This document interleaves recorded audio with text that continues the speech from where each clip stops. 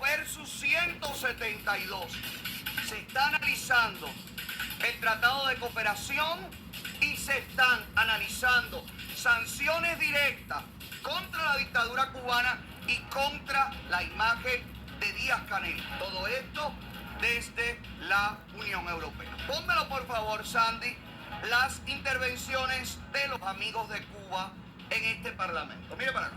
Señora Presidenta, señor Comisario. Social, un 88% de familias viviendo en la extrema pobreza, miles de médicos y profesionales cubanos trabajando forzosamente en el exterior, la violación sistemática e impune de los derechos humanos. Eso es la Cuba de hoy. Después de 6 años de entrada de vigor del acuerdo entre la Unión Europea y Cuba, cuyo punto clave era la mejora de los derechos humanos en la isla. Y no ha funcionado. Europa no puede seguir con los ojos cerrados. Tenemos que actuar, suspender el actual acuerdo y empezar una nueva política hacia la isla basada en el apoyo a la sociedad civil y el respeto a los derechos humanos. Quiero enviar mi mensaje de apoyo a los cubanos que luchan por mejorar el futuro de su país. No estáis solos, os vamos a apoyar hasta que Cuba sea un país democrático. Muchas gracias. Ante la pasividad del Servicio Europeo de Acción Exterior, constatamos que a pesar del tiempo transcurrido desde la entrada en vigor del Acuerdo de Diálogo Político y Cooperación, la situación en términos de democracia, libertades y derechos humanos en Cuba han empeorado. Según el acuerdo, se debería vigilar el respeto de los derechos humanos, pero el régimen cubano ha hecho caso omiso de esta obligación. No se debe ignorar las violaciones sistémicas contra los disidentes perpetrados por el régimen. Denunciamos la exclusión de la sociedad civil independiente cubana en los encuentros bilaterales en el marco del Acuerdo de Diálogo Político y de Cooperación, así como las organizaciones de la sociedad civil europea que han sido privadas de la participación en estos encuentros por voluntad del régimen. Instamos al régimen cubano a permitir el acceso a las delegaciones europeas y organizaciones de derechos humanos para monitorear los juicios contra disidentes y visitar a sus prisiones.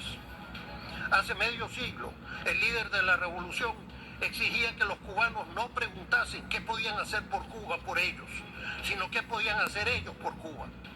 Hoy recuerdo estas palabras que parecen olvidadas por los jerarcas del régimen. Europa no puede hacer por Cuba lo que los cubanos no pueden hacer por ellos, pero debemos acompañar a los que luchan por hacerlo.